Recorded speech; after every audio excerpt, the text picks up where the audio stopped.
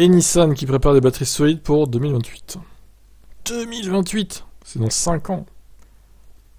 La première Nissan zéro émission équipée de batteries solides devrait arriver sur le marché d'ici 2028, une date éloignée mais justifiée par la feuille de route établie par le constructeur pour cette technologie. Il est en effet prévu d'avoir une usine dédiée à la production de ce type de cellules en état de fonctionnement d'ici 2025 et d'avoir achevé l'étude de la technologie d'ici 2026. Toutefois, ce projet très ambitieux ne donne pas encore de détails concernant la voiture qui embarquera cette technologie, même si une plateforme entièrement nouvelle devrait voir le jour. Selon Moss, puissance de charge actuelle devrait être triplée avec cette nouvelle technologie, le temps de charge réduit de moitié.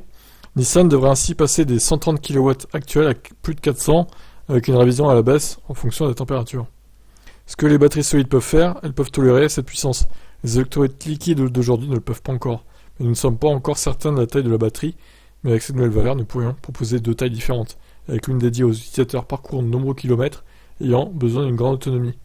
Mais si vous pourrez charger votre voiture dans le même laps de temps qu'un plein d'essence, avez-vous besoin d'une batterie aussi grosse ?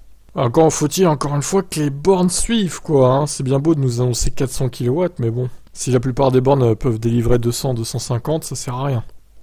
Moss a ensuite évoqué le cas des batteries lithium-ion actuelles et celui des moteurs à combustion interne. En ce qui concerne le premier, il a indiqué que Nissan avait l'intention de poursuivre le développement de ces batteries en continuant à les peaufiner dans le but de réduire de 65% le coût des voitures déjà équipées de cette technologie.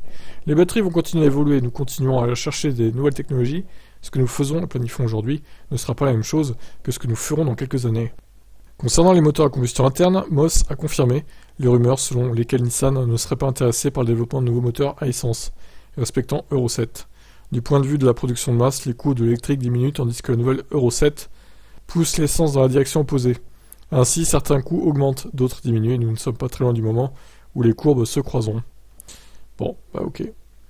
Oui, alors ils avaient sorti leur concept de cabriolet, là, j'en avais pas parlé. C'est l'occasion d'en parler, mais bon, je trouvais que c'était un peu... que ça servait à rien, quoi, ce genre de véhicule. Hein. Ce n'est qu'un concept, encore une fois, donc voilà. Batterie solide pour Nissan en 2028, en tout cas. D'ici là, il faudrait qu'ils arrivent à vendre leur Ariya, et qu'ils arrivent à le produire, surtout. Allez, ciao ciao.